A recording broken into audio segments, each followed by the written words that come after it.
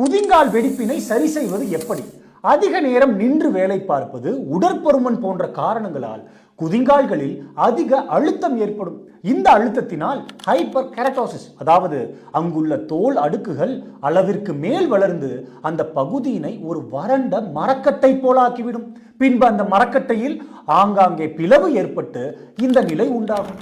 இதற்கு தினமும் கால்களை ஒரு 10 நிமிடங்கள் தண்ணீரில் ஊற வைத்து விடுங்கள். பின்பு பியூமிஸ் கல்லினை வைத்து அதிக அளவில் வளர்ந்திருக்கும் அந்த தோல் செல்களை மென்மையாக அகற்றிடுங்கள்.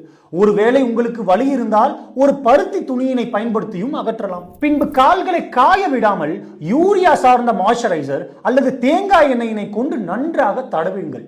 இது அந்த பகுதிக்கு ஈரப்பதத்தை அளித்து வறண்டு விடாமல் பார்த்துக் கொள்ளும். தினசரி ஒரு நல்ல சாலிசிலிக் வாஷினை பயன்படுத்தி கழுவுதல் அந்த தோல் செதில்களை அகற்றி அப்பகுதியினை மென்மையாக்கி உதவும். வெறுங்கால்களில் நடப்பதும் செருப்புகளை பயன்படுத்துவதும் வேண்டாம் மக்களே.